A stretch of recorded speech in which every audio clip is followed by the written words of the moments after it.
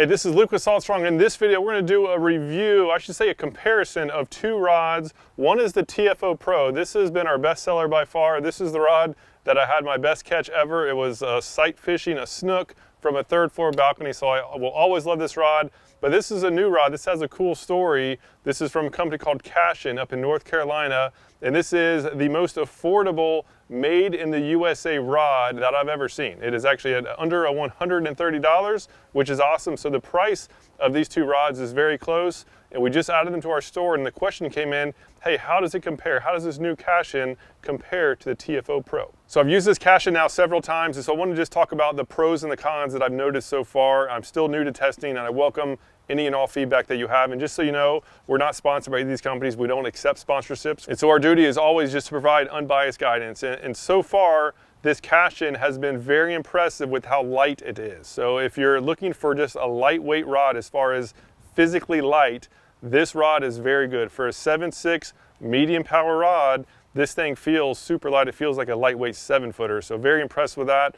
The con of that though is that it definitely doesn't have quite as much power as the TFO. Based on the specs, I was expecting the actual rods to perform very similarly, but I definitely noticed that this Cashion is much lighter as far as the tip, right? There's much less power required to bend the rod, and as far as where the rod does bend, it definitely bends further down into the rod. That means it's just not quite as fast as a taper as the TFO. So that's good and bad, right? There's pros and cons. For getting hook sets with weedless soft plastics, this lighter weight rod does increase the risk of missing hook sets. However, on my first time taking this out, I actually caught a grand slam. So I caught tarpon, redfish, snook, and trout, and all I was using a Power Prawn USA rig weedless, and this rod did prove to get the job done. That being said, I have noticed an increase in missed hook sets just over the long haul. But the difference is very slight, and if you're using exposed hooks, then there's no problem at all. And this is just an overall good rod. As far as the TFO, one thing that I like about it is why I still really enjoy fishing with it, especially fishing from a kayak,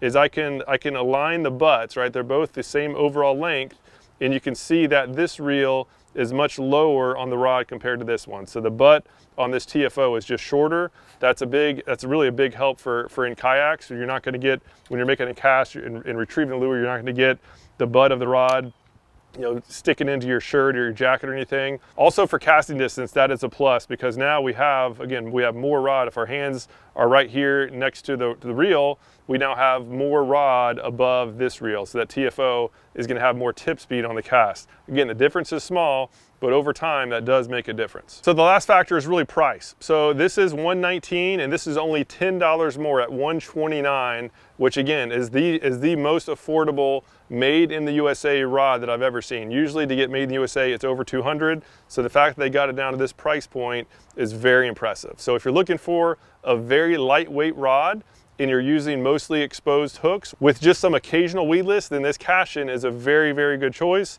However, if you're like me and you use weedless most of the time because fishing close to seagrass, docks, rocks, then having this little bit extra power in the TFO and a little bit extra casting distance, that's going to put an advantage on the TFO side, and you're going to save about $10. But long story short, both rods are great. They certainly can help catch redfish, sea trout, snook, flounder, and a variety of other saltwater species. And I'm pleased to report that we now have both of these rods at fishstrong.com. And as always, right, Insider Club members can get great savings on all these setups. As far as reels to put on these, I like these Legalises. I say the Fuego or the Legalis is my go-to. Legalis has very similar feel. It just saves some money as well. And this is Daiwa Legalis 2500s.